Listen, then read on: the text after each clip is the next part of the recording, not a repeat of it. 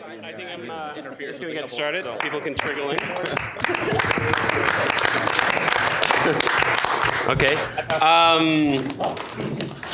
So I'm going to talk about air quality, why it matters, how to find out what it is, and what to do about it if you find out it isn't where it needs to be. But first I want to tell you about how I came to care about air quality. So in September of last year, our family moved into a new construction house, and we were really excited, and it was awesome. It was finally done after spending a long time building it. And after about 3 weeks living in the house, Jamie got sick. And she got sick in a really weird way. She started having these chest pains and getting dizzy.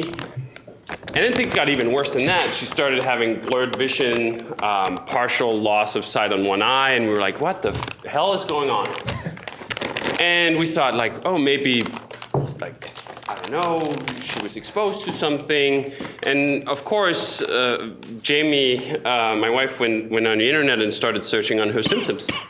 And like, usually that's the worst thing in the world to do.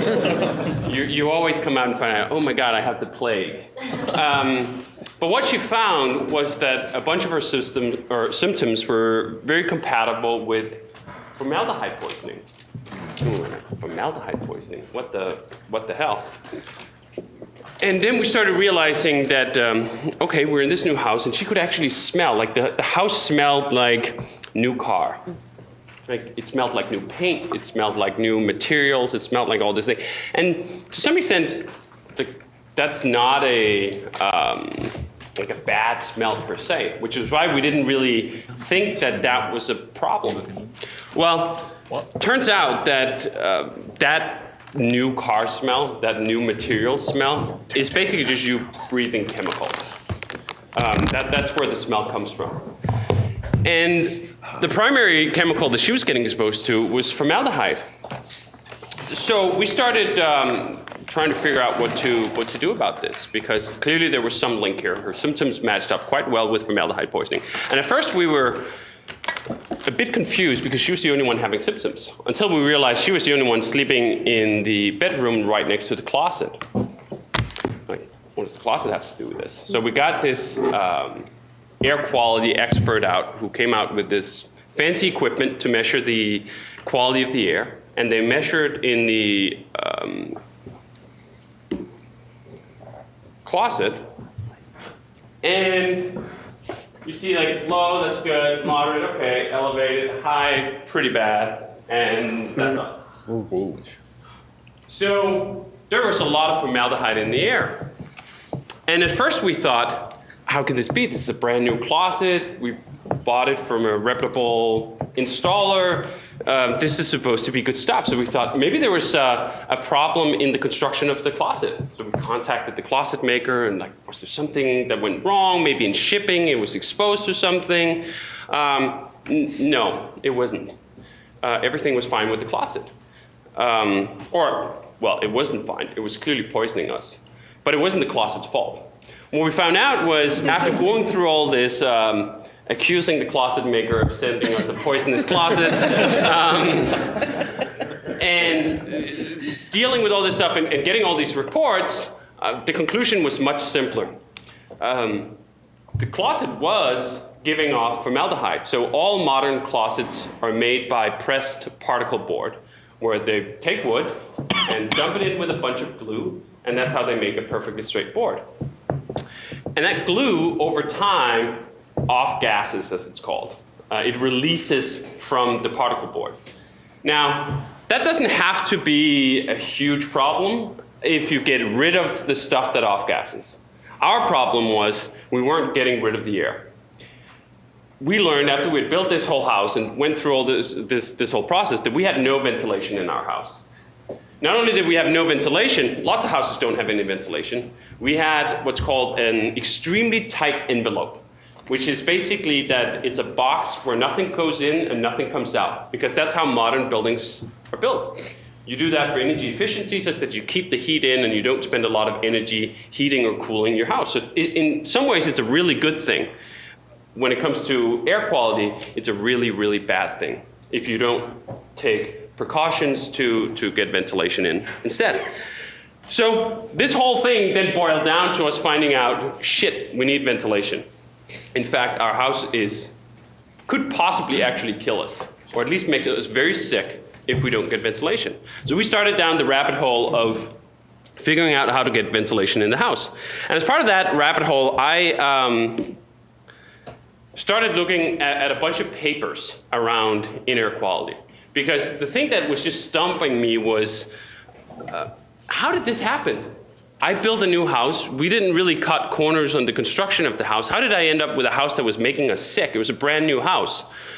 Why didn't the engineers, why didn't the general contractor, why did no one seem to catch this? How did we get all the way to a finished house that was going to make us sick?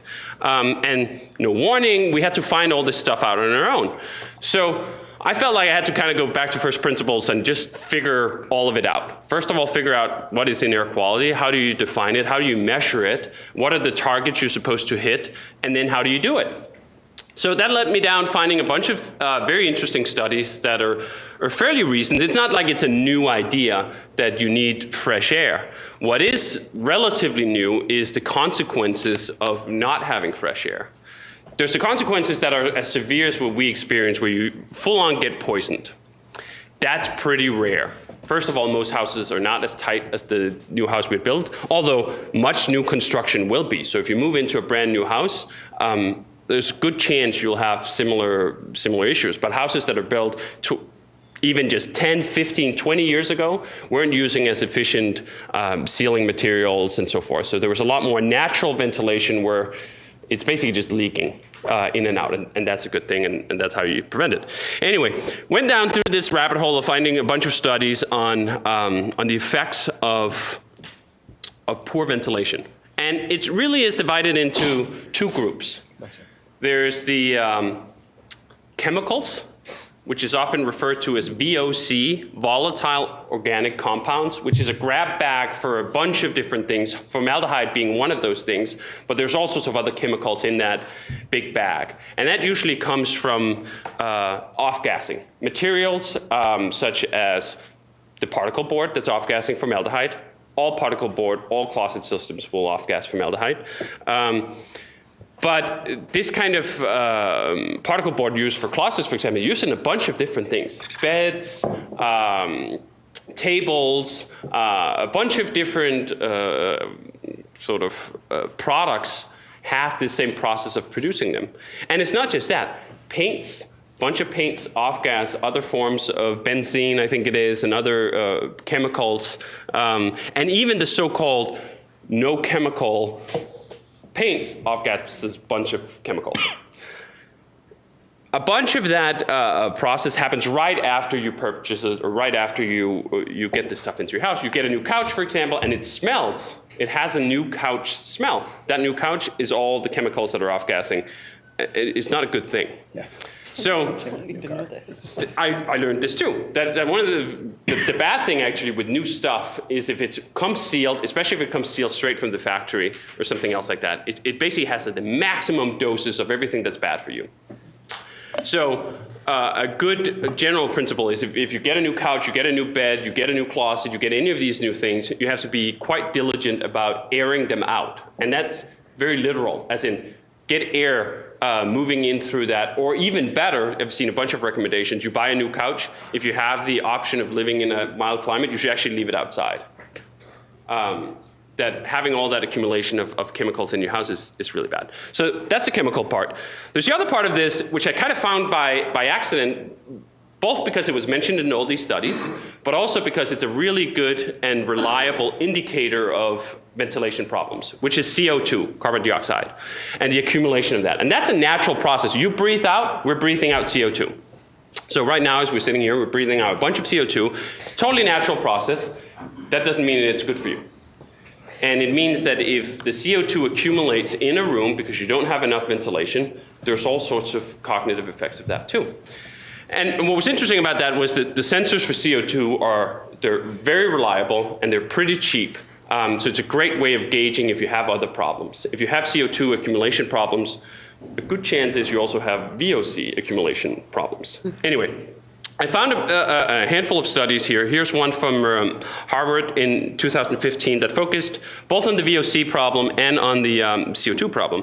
And they did it in a really interesting way. So they subjected a bunch of people to these cognitive tests for basic activity level, applied activity level, task orientation, crisis response, information seeking, strategy, and so forth. And they saw what happens to these different forms of cognitive tests when you're exposed to either high levels of VOC or high levels of CO2.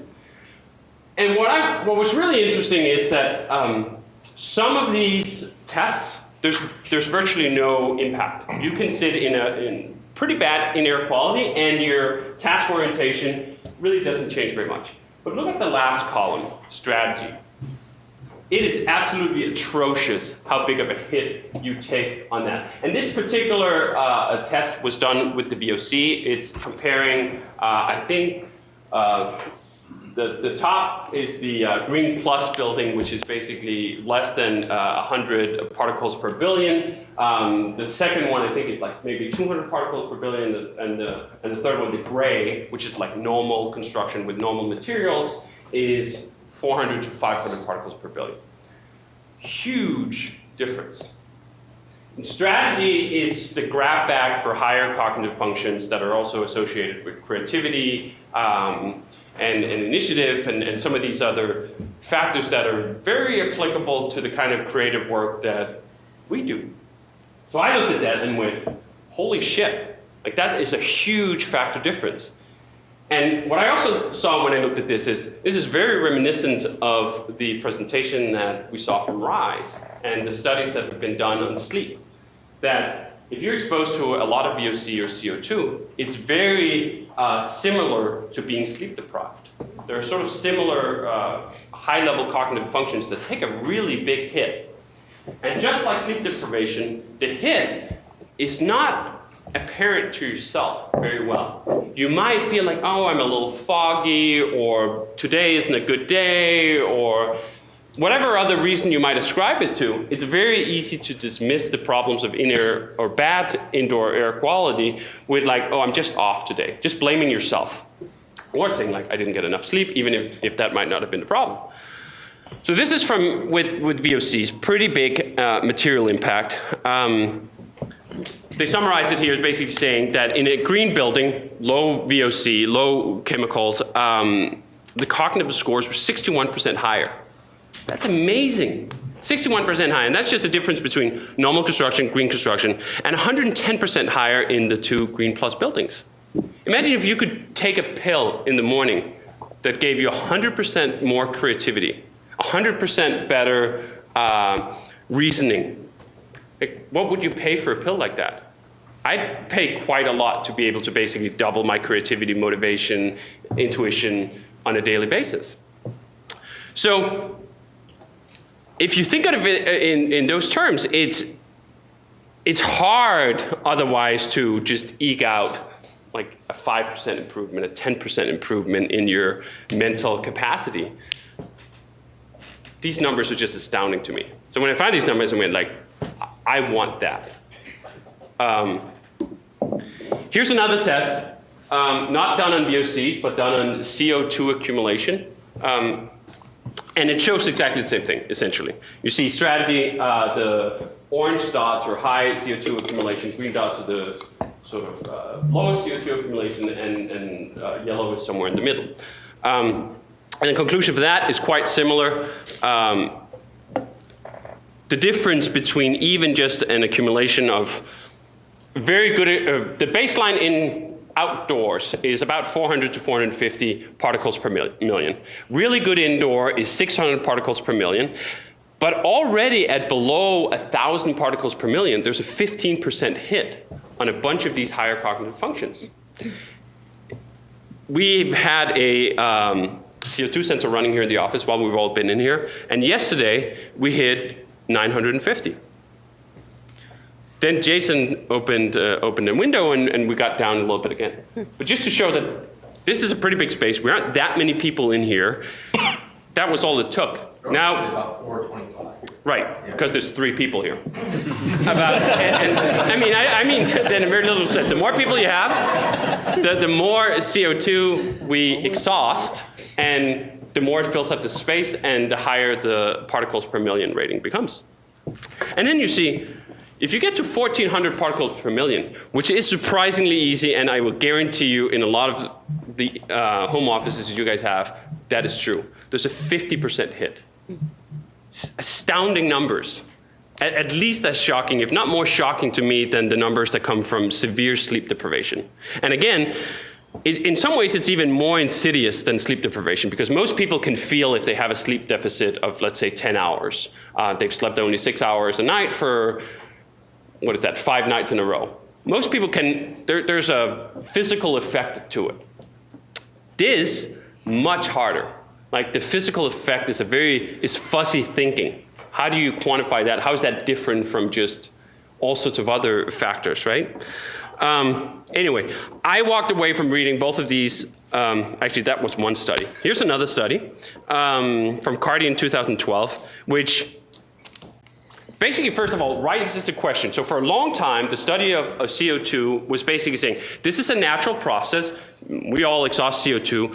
The brain will just cope. Like this is this, it doesn't really matter, and it's certainly not a pollutant. Then this study comes out in 12, the other study comes out in 15, actually testing, is that true? Are there any cognitive effect? And the answer is just conclusively, yes, there are cognitive effect. So the answer to the question here in the study is, yes, it is an indoor pollutant. They ran a similar set of these standardized cognitive tests that people use to discern this stuff. And again, what do they find? Red is a quite high accumulation, is 2,500 ppm. Certainly something that can happen if you're not paying attention. And the effects are even more astounding. Look at basic strategy in the lower right corner. Atrocious, like as in your cognitive function is just getting destroyed at those levels. Here's a summary of it again. One thing that's interesting is how uneven the distribution of this effect is. On focused activity, where you're focusing on one particular detail, it has virtually no effect. In fact, there's a slight boost when you're being poisoned to your ability to focus on one individual detail, which I thought was really interesting. And there's this quote here. This weird thing that at higher concentration of CO2, measures of focused activity improved.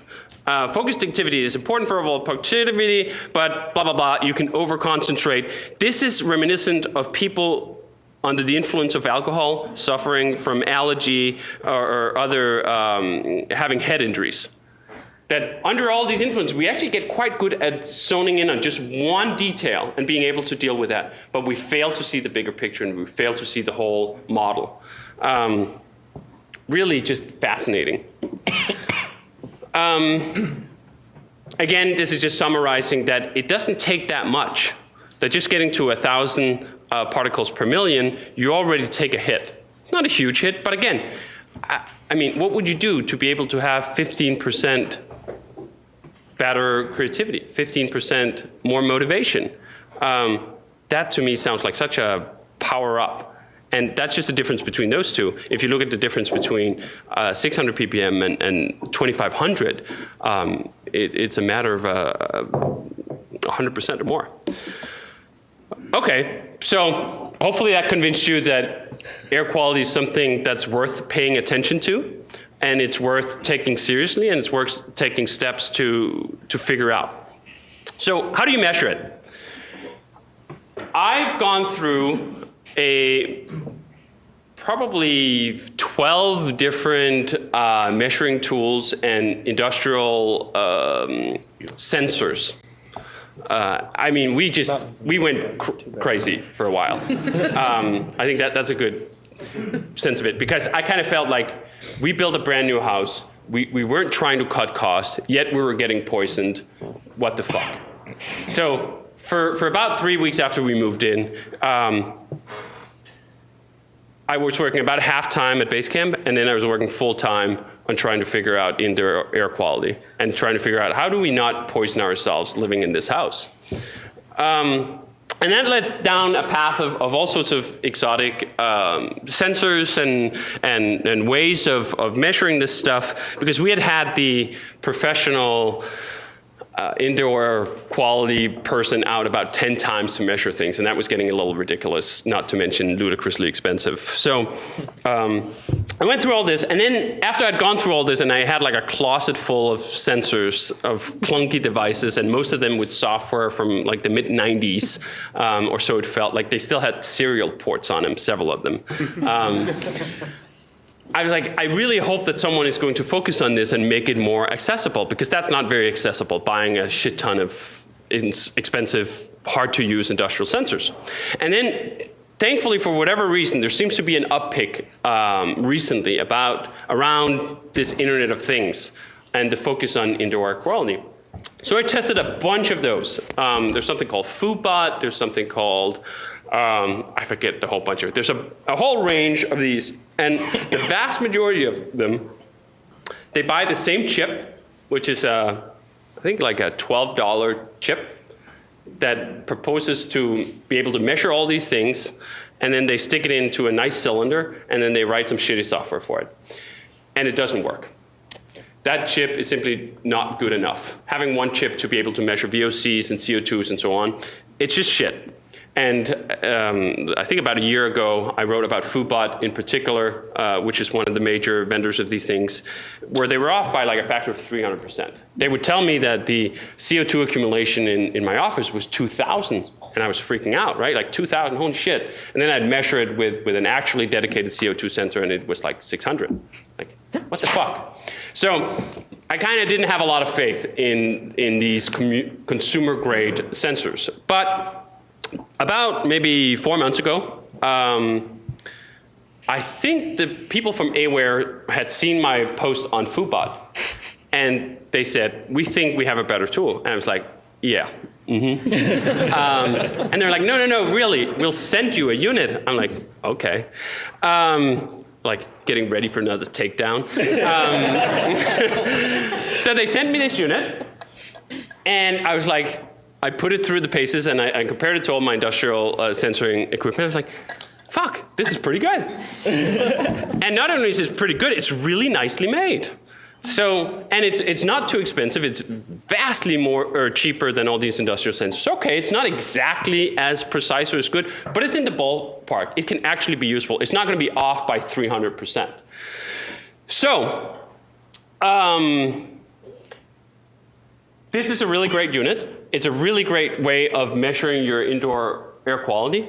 The way it works is you basically place it in a room you want to measure, and it presents its basic data in the form of these 5 dots and then a total score. And the score goes from 0 to 100. 0, I think you're already dead. Yes. 100, you're in great shape, and every measurement that they're on are within sort of ideal values. Here's how the app looks. It has a accompanying app for it that also tracks over time, which is really neat. So you can see what it was yesterday. You can see the spikes over time, because indoor air quality is not a constant thing. On one day, you might have great indoor air quality, and then on the second day, you open your door and like there's a fire burning 300 kilometers from you, and all that particle matter flows into your house, and you have extremely terrible indoor air quality. So that's the great thing about having an always-on sensor.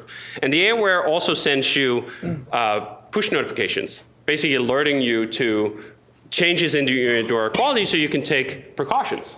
So it measures temperature, humidity, CO2, chemicals, which is VOCs, and particle matter, which I haven't talked so much about, but is also, that's usually what people think of when they think of polluted air. They think of this measure called PM2.5, which is particle matter 2.5 microns large or something like that, which is the dangerous types of particles that travel in through your nose and mouth, do not get caught by any of the filters, and end up in your lungs and in your bloodstream. These are the things that the WHO, the World Health Organization, says about 4.2 million people will die this year from exposure to high levels of PM2.5. A bunch of that is in sort of low and middle countries in income that do indoor cooking over open fires. That's about the worst thing you can do. Or if you live in highly polluted cities, like some cities in China, and in particular in India.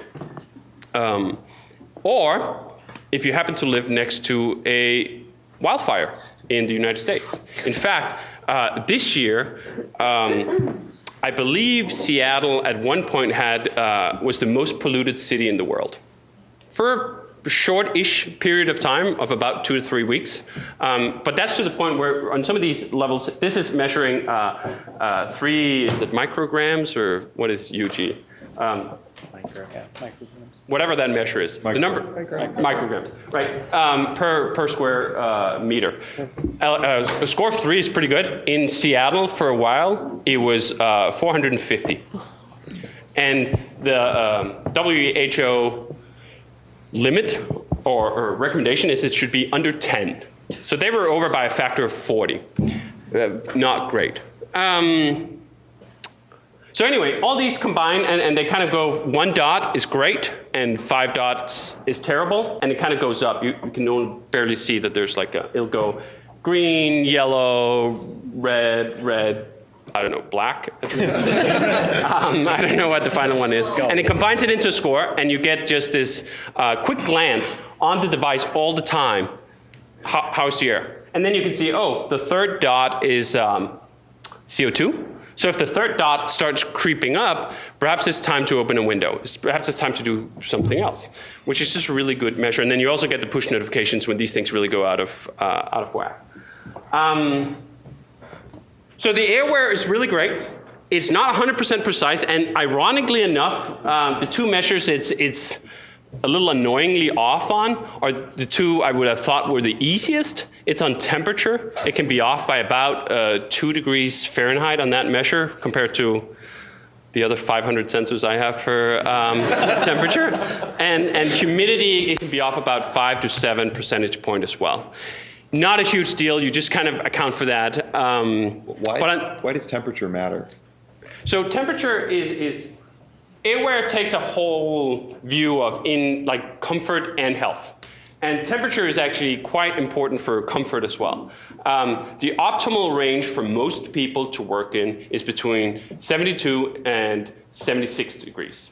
So if you're working in a room that's hotter than 76 degrees, you might actually also have just feeling, oh, it's stuffy, or it's other things that are affecting your comfort in a way that can affect your productivity and just well-being. It's so hot. Humidity is a little worse, actually. Humidity, you know when you go outside in Chicago in the summer and it's like, oh, it's 80% humidity, and it's like, it really just feels very wet. That doesn't feel comfortable. But worse than that, as soon as you get above, I think 65% relative humidity, you start getting the conditions for mold to grow. Condensation that turns into mold. And mold is almost right up there with formaldehyde in terms of the negative things that happens to your health when you're exposed to mold. A bunch of things that are really terrible if you breathe mold. So making sure that your house isn't overly humid is incredibly important to making sure that you don't have mold growth. Does mold show up with any of those other 3 things or not? I think it'll show, I'm not actually sure, no. I think it might need its own sensor. And if you suspect that you do have mold in your house, I would highly recommend to get a specialist to come out and measure it. Because that is actually the most common. So when I was dealing with this indoor air quality person, formaldehyde poisoning is not super common. It's pretty rare. It's surprisingly common to have mold poisoning, essentially. To have mold in your house and breathing mold, and that's bad. Like, sometimes you can see the mold. It's this little fuzzy stuff. You can get it in bathrooms in particular. If you don't have bathrooms that aren't exhausted, will have high humidity because as you shower or you take a bath, you release all the water vapors in the air, and if that doesn't have anywhere to go, it'll go on the walls and it can turn a little black. especially around the caulking. So if you see sort of black marks on your caulking, that's a signal that mold could be growing, or if you actually see the full-on mold. But sometimes you can't even see it. Speaking of temperature, the ideal temperature for sleeping is about 67 degrees. So if your room's having a hard time sleeping, turn that. Yes. What's the name of the device? Oh, so it's called HeyWhere, and the cool thing is, Small. it's about this large, and we bought one for everyone. So, yeah.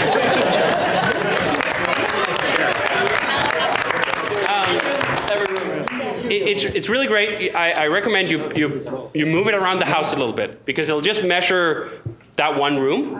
I have one in my office right on my desk. That is actually my desk, and that is my HeyWhere. But I also have one in the bedroom. Actually, in all the bedrooms that we have, and we kind of keep a pretty close eye on that, just given what we have. I would recommend having it in the room that you use the most. So if you use your home office as an office, put it there. But move it around the house too and see what it looks like. But yeah, it's really great. It's really easy to set up. The app is awesome. And if you get so inclined, you can even link multiple on them on the same account, and we have about 6 of them in the house. The other thing is that the smaller the room, the more important. Yes. And so some people work in, walk-in closets. They don't have an office at home, so they have like an off-working closet. That can get polluted pretty quickly. Extremely. Yeah. In fact, in my house, in my office, which is not a terribly large space, if I close the door and I don't have ventilation turned on, my CO2 accumulation will go from 450 to 800 in 45 minutes. That's a very tight envelope, as the technical term on. There's not, it's glass and concrete. So there's not a lot of places for the air to escape, but it goes really quickly. In fact, before we started figuring this out, I would be in the room for 3 hours, and I would hit 1,800. That sounds like, wow, that's really high and that's really uncommon. Not that uncommon. The smaller your space, the less mass of air you have to fill with exhaust. What we found out too in our bedrooms, sleeping overnight for 8 hours, we hit 2,700 ppm when we woke up in the morning. When you get above 2,000, you start having physical effects, as in like you can get a headache or dizzy or whatever. So there you get a bit of feedback. I was more alarmed to see what happens below the physical effects. Like before you start getting a headache, how big the hits are. Anyway. You should bring this to the plane. Oh. No. Because I just saw a study on what the accumulation effects are on the plane. Do you know why you sometimes get drowsy on a plane? CO2 accumulation. 4,200 particles per million, particles per million accumulation in a bunch of planes. It is airplane air is seriously terrible. Oh yeah. Absolutely. It's probably not acknowledged, and they don't get compensated for that. Nope. It was better before they disallowed smoking. No, it's not true. Let's bring back smoking on airplanes. Yeah, it's really bad on airplanes. Yep, houseplants, certain kinds of houseplants actually do make a difference. We have some in the kitchen actually, the long stalk ones. There's a NASA study about houseplants. Yep. CO2. No, I highly recommend that. If you have room for houseplants, make sure you get the right kind. It can help. I mean, it's not going to. It's a component that helps. It's not a substitution for ventilation. So how do you ventilate? I've not looked at the air washer, but I'll get into my specific recommendations on what to do about this in 1 second, actually. I just wanted to show really quick. So HeyWhere, who makes this thing, also makes a bunch of commercial solutions for offices and so forth. And they've done some very interesting studies. So some people here work from coffee shops. And you think like, oh, coffee shops have this stuff figured out. No. They compared 2 different coffee shops. Coffee shop A is the blue line, coffee shop B is the green line. And then over time, they charted it. They basically put an HeyWhere in there and recorded the data. And you see in coffee shop A at noon, it's 1,500 particles per million, which already there you're probably at a 30 to 40% loss if you were going to run the standardized strategy test. That's not good. Like, that is not a good place to work. It's not a good place to work in 1,500 ppm. Then you see coffee shop B has much better circulation. They peak at 1,000, but sometimes they're under 700. That's not bad. That's reasonable, but there's a really distinct difference between those two things. And I'll put up a link to this study because they go into why the difference is. And it comes down to the layout of the coffee shop.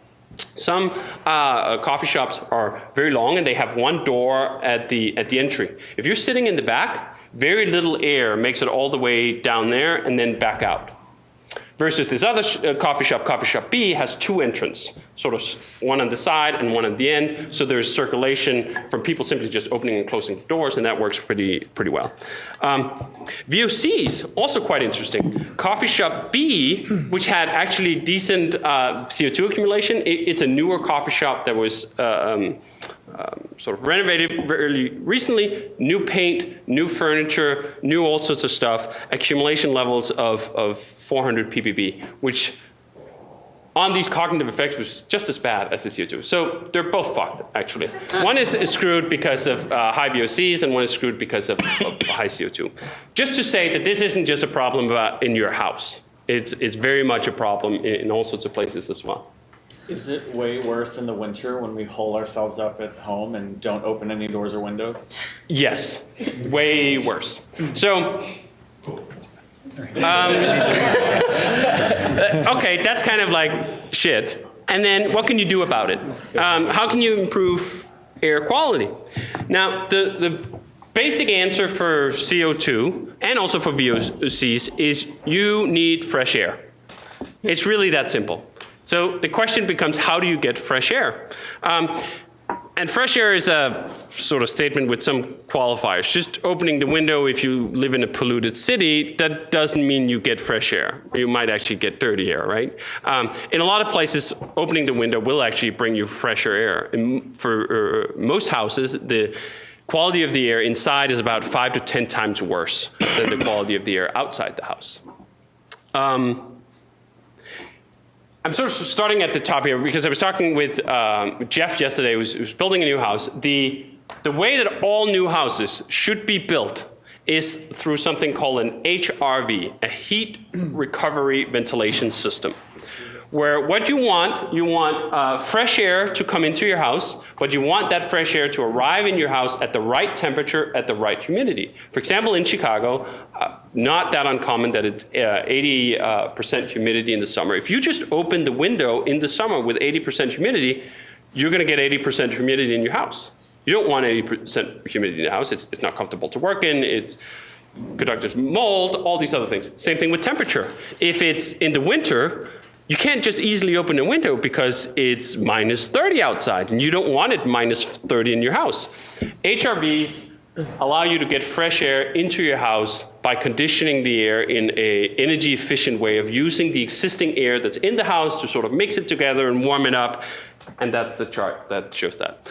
The interesting thing with HRVs is they're not a new invention, but it's a very poorly distributed area of knowledge for home building. Most homes for residential are not built with this in mind, even though it should be absolutely an essential component of any new built of house. Now, this becomes more and more important the newer the house is, because the newer the house is, the better insulated it is. The better insulated it is, the less ventilation you have naturally. Most older homes don't have anywhere near the same number of problems because they're drafty.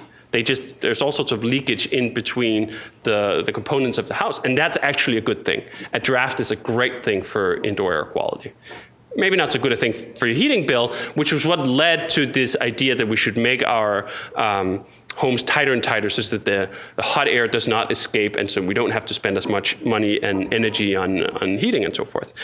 But the consequence of that, we're now sort of paying for. A bunch of houses built very tight who did not address ventilation and are poisoning people. Here's a sort of a retrofit product that's kind of interesting. I looked at it for a little while. It didn't end up working for our situation, but it came out of Germany, where there was a bunch of older construction that did not have ventilation considered at all. And this basically, you punch a hole in your wall somewhere, and it puts in a fan that blows air in. It doesn't get ventilated for humidity and heat, but it also doesn't blow that much air, and there is a filter there to take out some of the stuff that comes in. So that's something else to look into. Finally, there's a lot of homes in the US in particular, they have air conditioning. I thought air conditioning means fresh air. It doesn't mean fresh air at all. The vast majority of air conditioning systems are recirculated systems. They take the existing air that's already in the house, then they blow it through some coils that cool or heat that air, and then they blow the air back at you. So it's kind of like that recirculating symbol in a car, that's what's going on. It takes that existing air, which means there's nothing fresh about that air.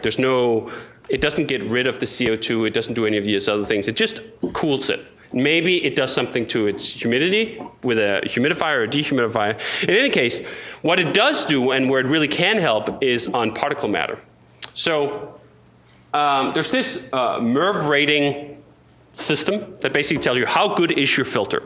Most residential filters are at like 5 or 6. And those filters are pretty cheap, and you can get them in Home Depot for like, I don't know, $15.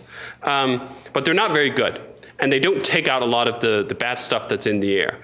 And particularly if you live in a city that has high pollution levels, you really want some of that stuff taken out. So you want the fresh air, but you also want the clean air. And those two things are a little bit confusingly actually different things. Fresh air and clean air are separate things. Anyway, MERV rating, I'm just putting this chart up here because it's a good thing to just be aware of when you look at things like, oh, I'm trying to deal with my air conditioning system, or I want to make it better. The easiest fix you can do is buy a better filter.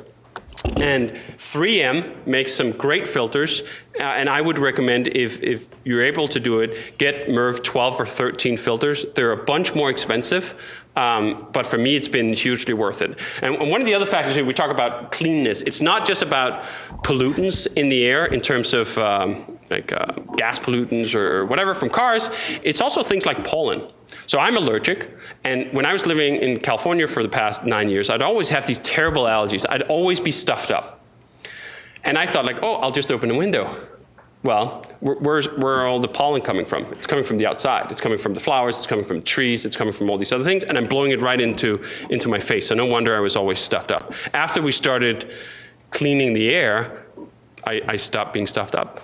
I stopped having allergy symptoms. I stopped taking allergy medication. I've basically been on Flonase for the past like 10 years or something like that. I haven't been on that for a year, and I haven't had any allergy attacks after that. I had them pretty bad to the point where I couldn't work. Like, I just want to lay down because my whole face exploded, my eyes started just watering and so forth. So that's a material improvement in quality of life that came from cleaning the air. And that is mostly affected about how you clean the air, and a lot of that is about how you have the filters. And then finally, an even more forceful way of cleaning your air is using an air purifier. And I think I was skeptical about the idea of air purifiers. It sounds weird, like the air washer. I haven't actually specifically looked at the air washer, but air purifiers is basically just a fan that blows the air you have in your house through a filter. And it really fucking works. I'm just recommending here that there's this company called Allen. I tested about 4 different brands of air purifiers with all my fancy equipment, and Allen was the best. Where best is quantified as the lowest noise for the best cleaning. Because there's actually a bunch of air purifiers that are reasonable at cleaning their air. They just run at 80 dB, and it sounds like you live in a train station. That's not very helpful. The Allen units get down to like 25 dB on the lowest setting, which is just above whisper level. You basically can't hear it. And it's a very soothing white noise kind of sound. So they're really good. They run filters of MERV 17 to MERV 18. This is how I ended up with a PM25 of 3. I basically have one of those right in my office, and it cleans the air really good. And it does not take very long. It's a great solution for getting rid of pollens. And they also deal with VOCs. If you get the carbon-infused filter for it, it takes VOCs out of the air as well. They have two different models. They have one for 800 square foot rooms and one for 1,300 square foot rooms. And when you get your HeyWhere and you do your measurement, and if your scores on either VOC chemicals or PM2 are really high, we'll help you get one of these filters, because it's absolutely just essential for your indoor air quality to not sit in highly polluted air.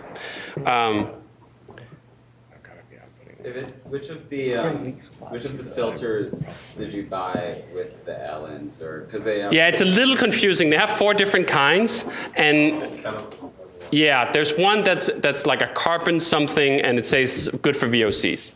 That for me, VOCs is one of those funny things where if you live in an older house and you don't have new furniture, you might have very low levels of chemicals because they've all off-gassed.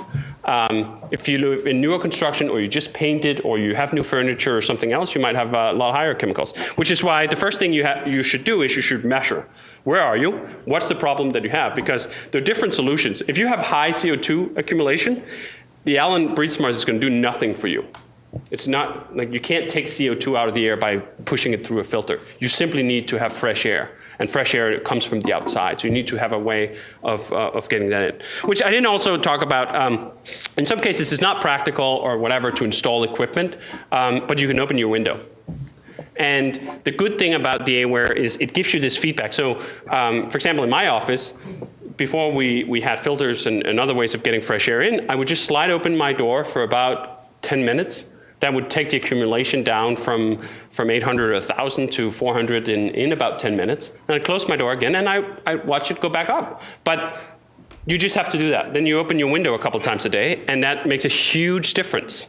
Now, when you open your window, you might be letting in other things, as we said, like it's fresh air, but it's not necessarily clean air. But that's where something like the Allen Breathe Smart or other of these filters really can help. Then finally, this is just a summary of what is the ideal measure. This is basically what gets you to 100% on the HeyWhere. And is this sort of fun game where it almost becomes gamified, that you really want clean air because you really want to see the 100 score. I've seen the 100 score on my units a handful of times, and it's always like, yes. But most of the times, that is probably an unrealistic goal. And it's not about like you have to have 100% all the time. It's just about you being aware of what you have. And if the HeyWhere tells you you're sitting in CO2 accumulation of 1,500, you should probably do something about that. No, not probably. You should do something about that. It's not a good idea. So anyway, this is basically the summary. As Jason said, the temperature in particular is one of the things that is different actually for sleeping and awake. And I found some studies on this too. The quality of your sleep is highly dependent on the temperature you sleep in. And if you sleep in a room, that's usually the problem is if it's too hot. Like you can deal with too cold with a cover or whatever. But if the room is too hot, it has all sorts of effects on your sleep, and you get significantly worse sleep. These are the ranges for most people, but they're sort of individual, I'd say. Like in my office, for example, I need 74. And it's quite exactly 74. I don't need 74.5, and I don't need 73.5. And it's one of those things when you start measuring, you start noticing that you're probably more sensitive than you thought. I had no idea that I was sensitive to temperature within half a degree Fahrenheit, which, funny side note, was one of the reasons I started preferring Fahrenheit as a scale over Celsius, because Celsius is kind of imprecise. 1 degree of Celsius is 2 degrees of Fahrenheit. 2 degrees of Fahrenheit is a huge swing. Like the difference between 72 and 74 in a room where you're sitting and working with a t-shirt is the difference between kind of feeling cold and feeling totally fine. It's just one of those funny things you figure out when you start measuring. For humidity, it's a very tight range. It pretty much is between 40 and 50%. Below 40%, the only sort of effect is you just feel dry. You might get dry eyes or dry nostrils or whatever. But above 50% is where you get all this other shit going on with the mold. CO2 below 600 is great. In my office, sometimes I get 650, but if I get to about 700, I'm like, all right, let's open a door or do something else. For VOCs below 300 is good. This is one that's kind of tricky. Our chemicals in our house, still a brand new house. It was finished about a year ago. There's just limits to how good we can get it. I guess you saw in the other score when they were doing the test on the green plus houses and they got down to below 100, there were positive effects. There's just only so much we could do at our house to do it. And that's also some of it is like, there might just be some environmental constraints where you can't really do a lot. So trying to get 100 on something that's impossible is. Are all VOCs bad? Like if you clean your room with vinegar and water or something, I've seen my VOC spike, right? Is that? As I understood it, basically yes, but that most of the cleaning that happens, for example, you have a spike, but then it goes down quite quickly. What is bad is have a sustained exposure to something over time. But that's the thing, like a lot of things that are natural are not good for you. Like CO2 is a very natural process, but it's not good for you. And it's all about the poison being in the dose. Like a baseline guide of like how long something off gases, like you bought a couch, are we talking to air that out for? Yep, so, it's actually is fascinating. So the biggest off-gassing is in the beginning. That's when they have the most concentration. That beginning phase is usually 3 to 4 weeks. So for example, when I talked to a bunch of commercial people or doing commercial construction, and they said when they build a new hotel, the rule is usually you have a finished hotel, no one can live in it for the first month. Like you're done. Like everything's painted, all the furniture's in, no occupancy for the first month because they allow all that stuff to off-gas because that's where you get the most intense dose. But still up to 6 months after, you can have quite high off-gassing, and off-gassing can continue for up to 5 years. Now, it happens, it's sort of like a power curve, right? But it's still something for you to consider about. And the other thing is it's a factor between two things. You have the off-gassing, which is what's producing the bad stuff, and then you have the ventilation, which is taking the bad stuff off. If you have basically no ventilation, which is what we had, you don't need very much off-gassing for that to eventually accumulate. It might take 3 days, it might take 5 days, but eventually you're going to get to a high concentration simply because you didn't remove any of it, even if it was at a slow rate. And conversely, if you have very good ventilation, you can have a relatively high off-gassing because you keep taking it out. Go. We added a fresh air intake to our heating cooling, like to our furnace basically, Yep. which was it's just a hose from the intake vent to a vent on the outside of the house. That's a great solution too. It was like $200 installed. You know, it's very low tech, and it made a big difference. It just mixes fresh air in instead of circulating Yes. the air in your house. That's a great point. And that's like, you can do it, I think, even if you have an old furnace. Absolutely. If you have that option and it isn't there already, I would extremely highly recommend it. Because there really is no substitution for fresh air when it comes to CO2 accumulation. You have to get it some way. So either it's opening windows, or it's adding a fresh air intake, or it's adding HRVs, or it's adding something else. There's not like, you can't buy like a device that does it. The only fresh air comes from the outside. I was going to ask back to off-gassing. If you had to do it again, knowing all this, would you wait a month? Absolutely. I would not move into the house right away. And if you are in a house where it smells, like that's a warning sign. Like your nose is telling you that this is not a good place to be. What's really interesting is I learned this just recently, actually, that women have on average, a much higher developed sense of smell. It's something about the olfactory sensing glands, something like men have like 20,000 and most women have 40,000. That most women have literally like twice as good of smell. And that was exactly what happened at our house. Like Jamie would smell things. I'm like, it smells fine to me. Like I can't smell anything, but she could totally smell. And what's even more interesting is actually pregnant women have an extra spike during pregnancy where they get extra amazing sense of smell. After pregnancy, it didn't go like now. She's just super hyper in smell. Yep. Need pain. She has to move out now. Yep. Her mother. And seriously.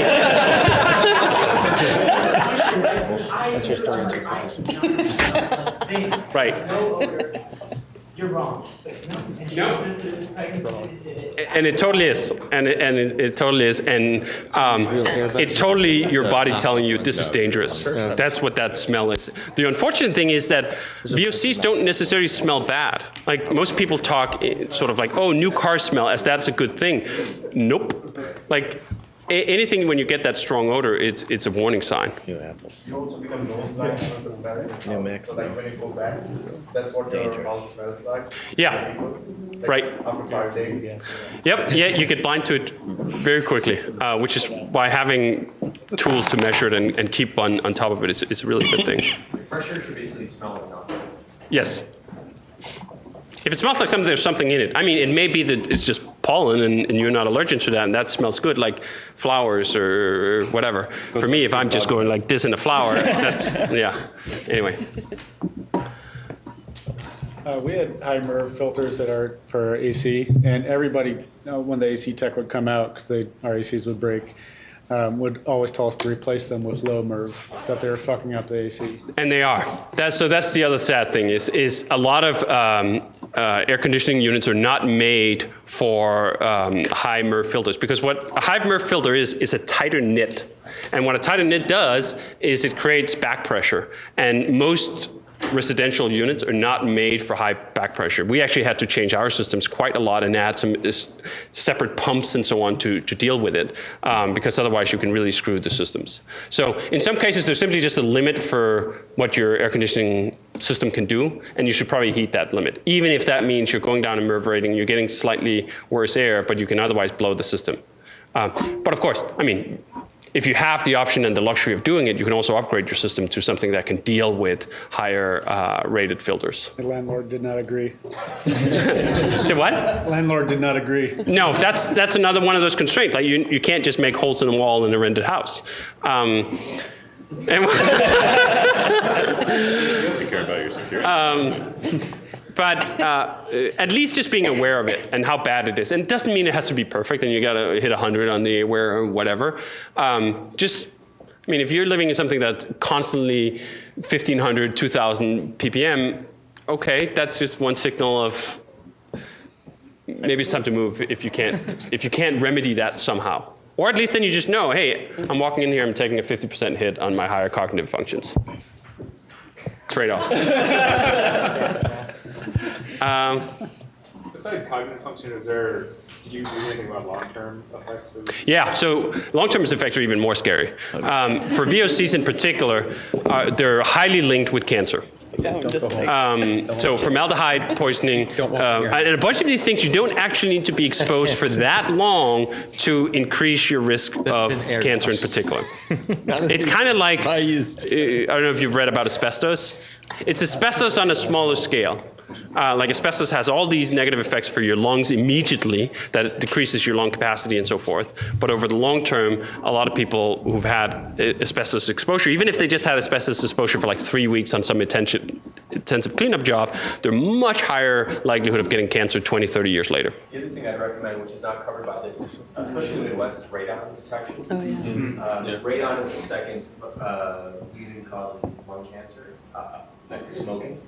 And it just takes a number of years, and you just kind of build up and you get it. Especially in the Midwest, the soils have a lot of, I think it's uranium or something, like whatever it is that decays over time, and in the Midwest especially bad. Especially if you live, and radon is heavy, so it tends to go to the basements and first floors. So you can buy radon detectors on Amazon, they're like $100 or whatever, and I would highly recommend you do that. And that's also a fresh air thing. That's not something that can be taken out via filter. So if you have high concentrations, there are specialists that can install certain fans in your house. But mostly it's about opening windows. But in the basement, a lot of people don't have windows. So I highly recommend looking at that as well. That's a good point too. So It's really not that expensive to mitigate radon either. Yeah. Like It's dead. yeah, it was like we had it done in our house. I think it's like $1,000 to have someone come in and put in the pump to get rid of radon. Yeah, it's not a big deal. But people don't know about it. It's quite bad. I think you only have a rating of about 4. I don't know what the number is, but and then it starts to get really toxic. Although again, it's this thing that you don't feel, but Yeah, I think radon is even worse in that I don't think the odor is very strong, right? There's no odor, right? And a lot of another thing too, a lot of like local health departments will give you a radon detector to try. They can put in your basement for a week and see if you have an issue. So you can even test it for free. If you live in an apartment or something high up, you won't have any problems. But if you live in a single family home or a townhome or a garden apartment or something, it's in the basement.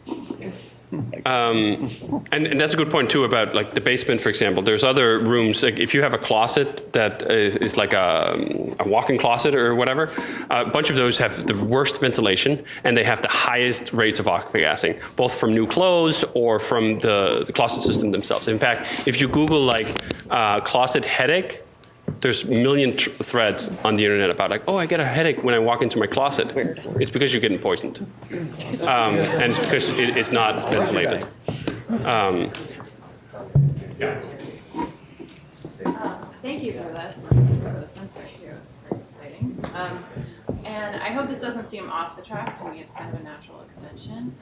But something I've been thinking about lately, after the UN climate change report, which if you never want to sleep again. But so I've kind of been thinking about if there are ways as a company we can sort of think about our own position in relation to that stuff. So thinking about CO2.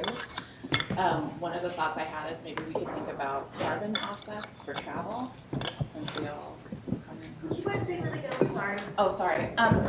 Carbon offsets for traveling to meetups or other types of work travel, as a way of thinking about our own position. Yeah, I think that's a great topic for us to think about.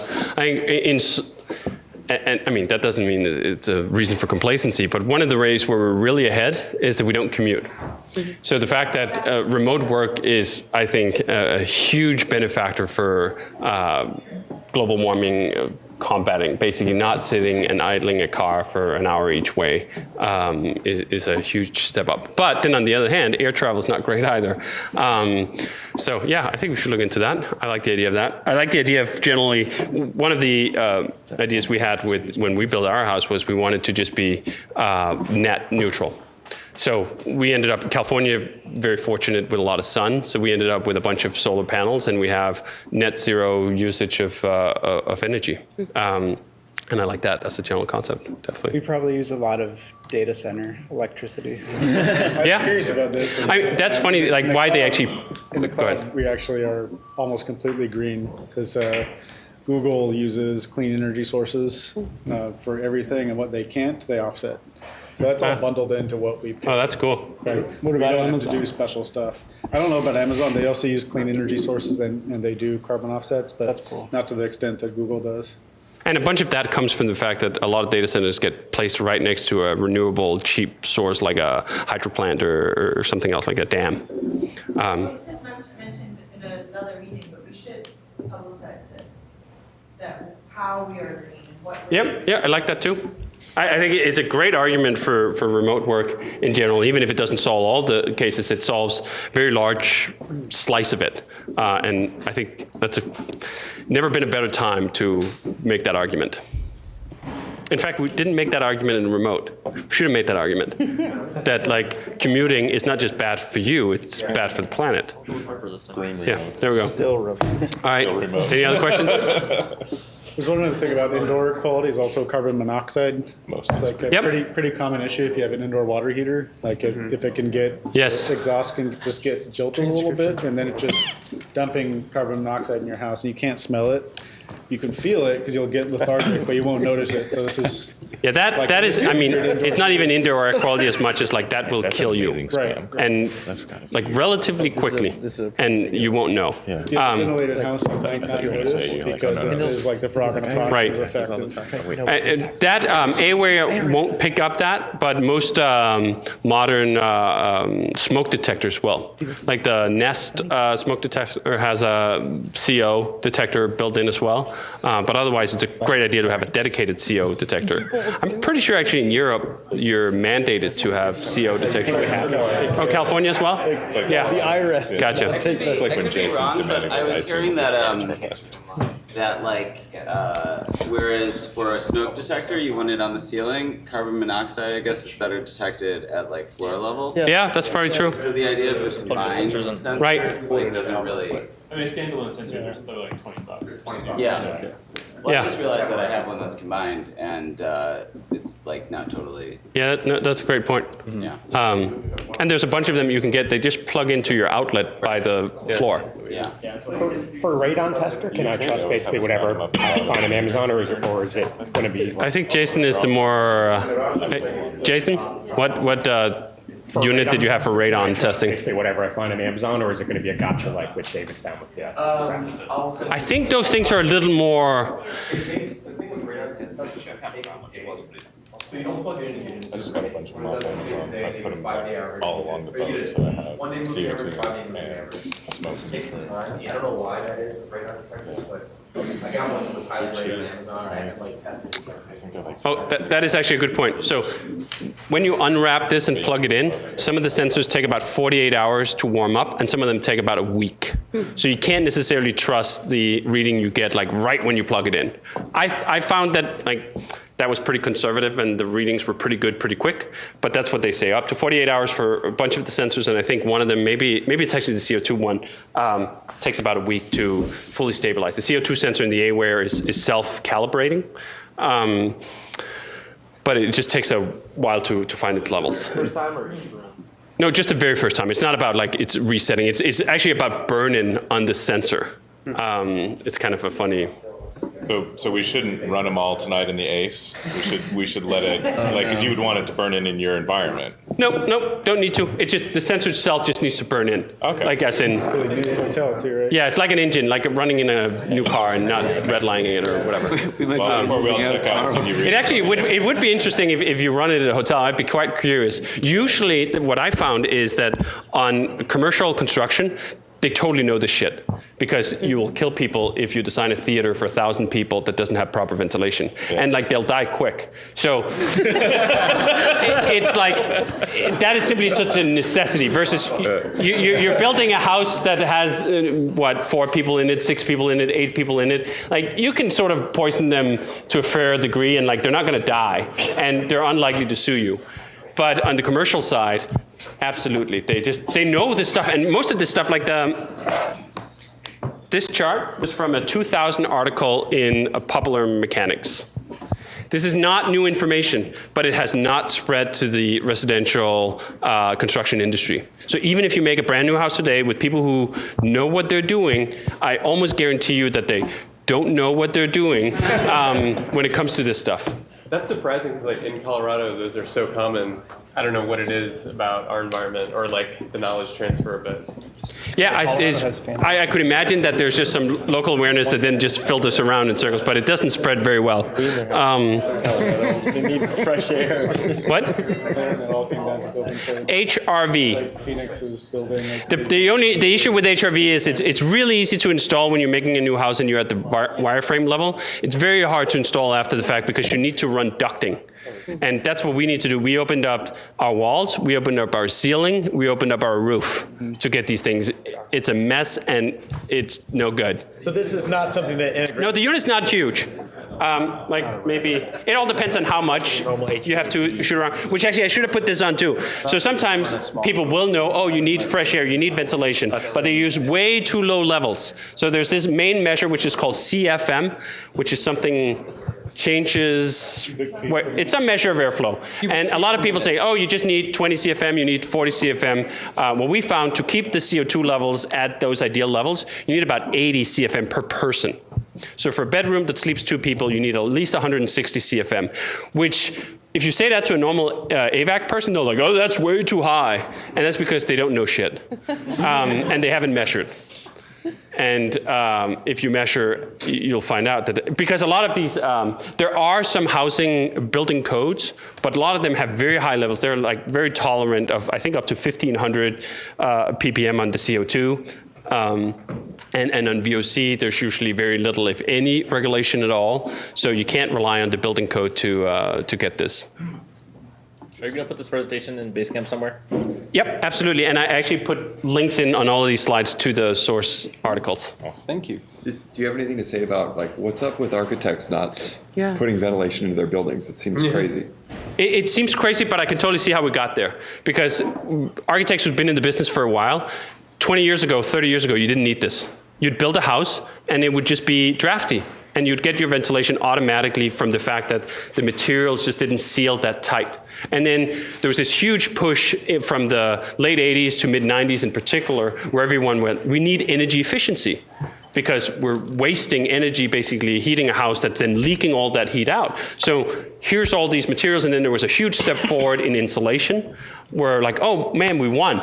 We kept all the heat in, but we also kept in all the chemicals, we kept in all the CO2. So I could see how a lot of people just got caught off guard. What I'm kind of annoyed about, or what I was really annoyed about on my project, was that the knowledge is totally out there. This is not esoteric, like weird stuff you have to dig for. You just have to look on the commercial side. Anyone who's building a high-rise or a theater or anything for commercial use, they totally know this.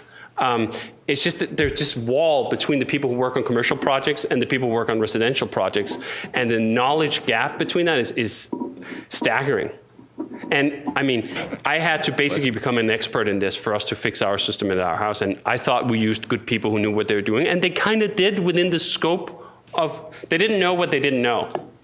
And it took basically, and I can, if Jamie hadn't gotten sick, we probably still would be living in that house with shitty ventilation, and we just have a 50% hit on our cognitive abilities, and we wouldn't know.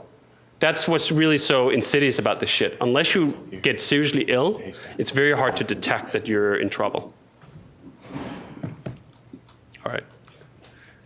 Last question, I think. Do you have any recommendation on, like with a normal HVAC system, like if it's nice outside and you're not running heat or like air conditioning, like just running the fans, like circulating air throughout the house? Yeah, does that help? you can do that. I mean, but that'll just distribute the air that you already have, that's inside the house. Right. So sometimes that is good. That's what a fan sometimes does too, right? Like you have a fan, it doesn't give you fresh air, it doesn't even give you clean air. It just takes the air you already have and distributes it better.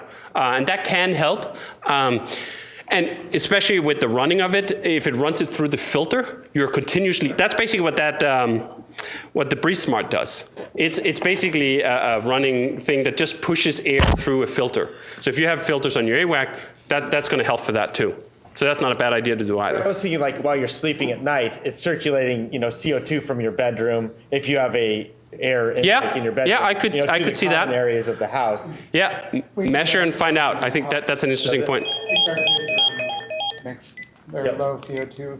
And the HeyWhere app actually talks to Nest, so it can turn on the fan if CO2 gets too high. That's awesome. Yeah.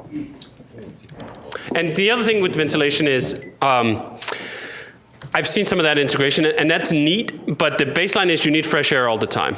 There's not like a time where you don't need fresh air or you don't need clean air. So you kind of, our ventilation system, we run 24/7. Yeah. It helps us because we have like our kids' room builds up CO2, but the rest of the house doesn't. Right, then you can totally get away with it, yes. Mix it around, yeah. Did you try, I'm just curious if bathroom fans with like a window open somewhere else helped could you observe a change if you tried that? Yeah, so what's really interesting is in California, these building codes are different in different places. But in California, it's mandated you have to have bathroom exhaust fans. Yeah. They don't do shit for CO2 because what they do is they take some stuff out, but they don't bring anything in. Right. But if you pair it with opening a window, you could. Yeah. We don't have any windows at our house, so that's a little difficult. I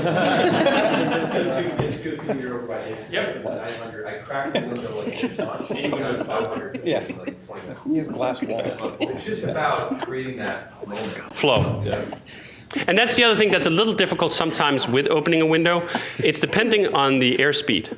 If it's not windy, you don't get any circulation. If it's windy, you get a lot of circulation. So that's a little bit of the thing to have in mind too. Sometimes it's not just enough to crack a window because there's no air movement. Even if they're next to each other, to crack, to take it over the crossbar.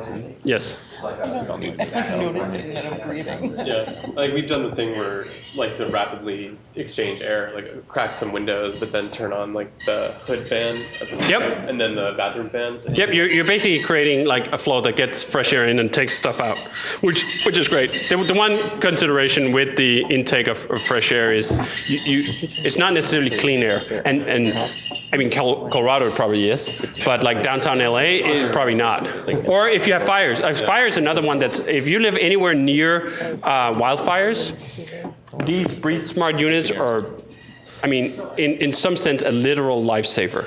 As in, if you get exposed to 400 micrograms per square meter concentration of particle 2.5, it can be really bad. I read one study on India. India, I think it was Mumbai. Mumbai is one of the most polluted cities in the world. Like a lot of people are like, oh, China, and that's bad. I've been to Shanghai a few times where I learned new graphics were available on the Apple weather app that I hadn't seen before, but Mumbai is even worse, where they had one study that measured in just weeks, you could measure how much your life expectancy would decrease in years on the other end.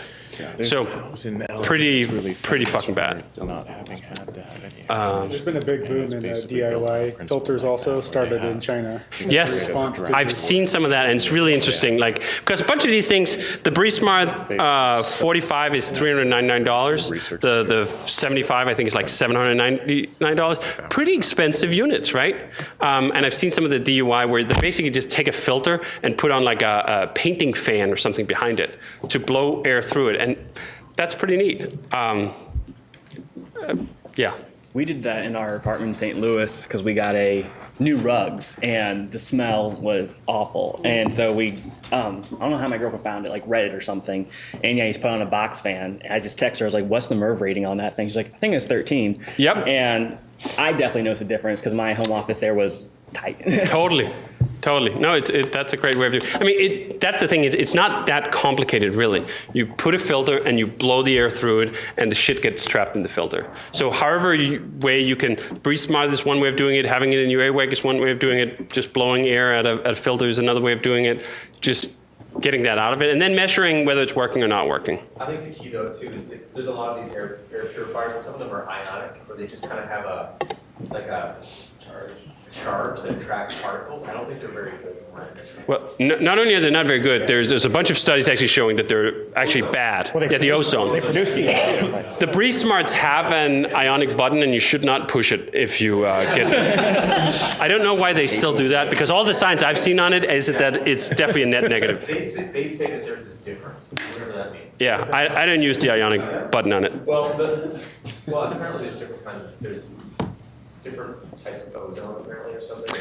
I would say it's not needed. From all my testing, the Breathe Smart units are extremely efficient and very quick operating. You can get down to very low. So the HeyWhere has a reasonable PM2.5 sensor, but it's not like fantastic in that like its margin of error is actually 10, which I found that it's not as bad as that because the margin of, like the WHO organization limit is 10. So if your margin of error is 10, that's not that great. But I'd say most of the time it's fine. But if you do end up getting really excited about measuring your air quality, there's another unit called the Dylos, which is about, I think, $200 maybe, which is a big honking unit that has a serial port that's dedicated just to measuring particle matter and does it far more precisely. But anyway, I've used that unit to test all the different air purifiers I had, and the Allen is really good and really quick.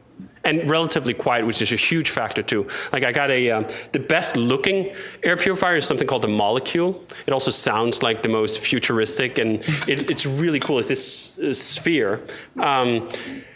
And it just doesn't work at the low levels of flow. So if you want something on all the time, I'd say most people would get really annoyed if their air purifier makes more than 45 dB of noise. That's kind of the limit. That thing, when it blows at full chat, is like 75. It's extremely loud, and that's the level you have to run it at for it to be efficient. So sometimes you see these markings for like, oh, how efficiently we can clean the air. Yeah. That's if you turn it up to 100, and it's so loud you can't actually be in the room at the same time. So a lot of it with air purifiers, how efficient are you for a unit of sound? And the Allens are extremely good. They all use, for some reason, it's like the Germans that make the motors. So they all use these German bearing motors that are DC motors that don't have the oscillation sound from the voltage, whatever it is, and they're great, but also expensive. So.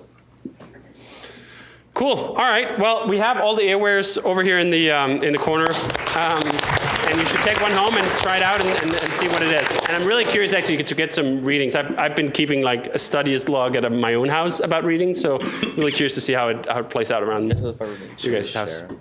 Cool. Thanks.